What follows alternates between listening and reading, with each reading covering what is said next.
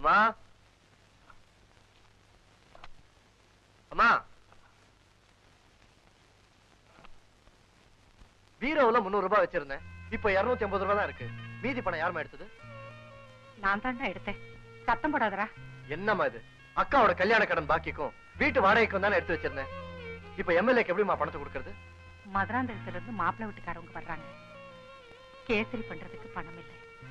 அப்படி இப்படின்னு செலவுக்கு வேணுமேன்னு நான் தான் எடுத்தேன். எதிர்த்த வீட்டு எம்எல்ஏ கிட்ட இந்த மாசம் அட்ஜஸ்ட் பண்ணிக்க சொல்லு. நீ சொன்னாதான் கேட்பாரே.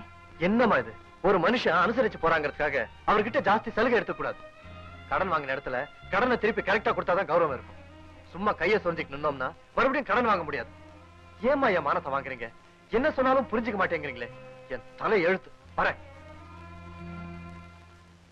ஹாய் கண்ணன், என்ன பார்க்க வந்தீங்களா? இல்ல, உங்க அப்பாவை பார்க்க வந்தேன். என்ன விஷயம்? ஒண்ணுமில்ல, சும்மாதான். ஏன் இங்கே நின்னு பேசிட்டு இருக்கீங்க? மேல போய் அப்பாவை பார்க்கலாம் வாங்க. வாங்க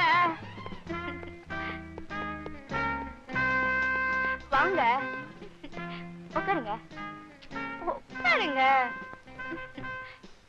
என்ன அப்பாவை காணுமேன்னு பாக்குறீங்களா? அதான் நான் இருக்கேனே. ஏன் கூச்சமா இருக்கா?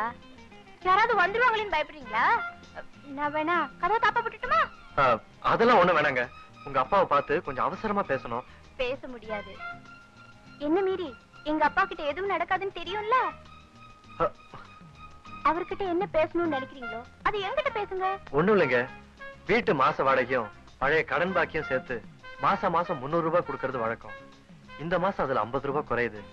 அத அடுத்த மாசம் சேர்த்து கொடுத்துடலாம்னு உங்க அப்பா கிட்ட சொல்லிட்டு போலாம்னு வந்தேன். 50 ரூபாய நான் கொடுத்து அட்ஜஸ்ட் பண்ணிக்கிறேன். அதுக்கு பதிலா நீங்க எனக்கு ஒரு கிஸ் கொடுத்தா போதும்.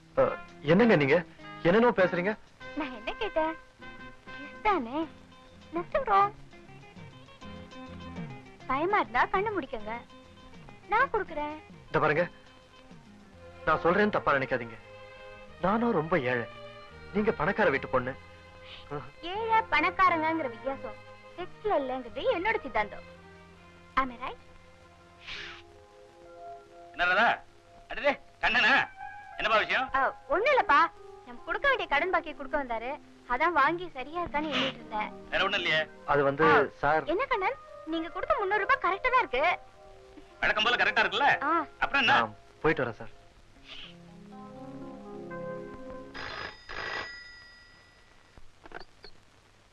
ஹலோ, பாபு ஹியா. ஹலோ, நான் மீரா பேசுறேன். என்னங்க சௌக்கியமா இருக்கீங்களா? ஏதோ உங்க புண்ணியத்துல சௌக்கியமா இருக்கேன். நீங்க எப்படி இருக்கீங்க? நான் கூட உங்க புண்ணியத்துல சௌக்கியமா இருக்கேன். வழக்கமா நான் தான் உங்களுக்கு போன் பண்ணி அறுத்துக்கிட்டு இருப்பேன். இன்னைக்கு நீங்களே எனக்கு போன் பண்ணிருக்கீங்க. ஏன் நான் உங்களுக்கு போன் பண்ண கூடாதா? ஐயோ, அடிக்கடி நீங்க எனக்கு போன் பண்ணணும்னு தான் சொல்றேன். அவசியம் இருந்தா பண்ணுவேன். அப்ப எனக்காக அவசியத்தை அடிக்கடி அவசியமா ஏற்படுத்திக்கங்க. ஒரு முக்கியமான விஷயம் உங்ககிட்ட பேசணும். என்னங்க, என்ன விஷயம் சொல்லுங்க. ஒண்ணு இல்ல, உங்களுக்கு தான் தெரியுமே என் ஒண்ணு விட்ட மாமா ஒருத்தர் டெல்லியில இருக்காருன்னு. அவரோட பொண்ணுக்கு வர செப்டம்பர் மாசம் 10ஆம் தேதி கல்யாணம். அதுக்காக நான் வரதா இருக்கேன். அப்படியா? ரொம்ப சந்தோஷம்.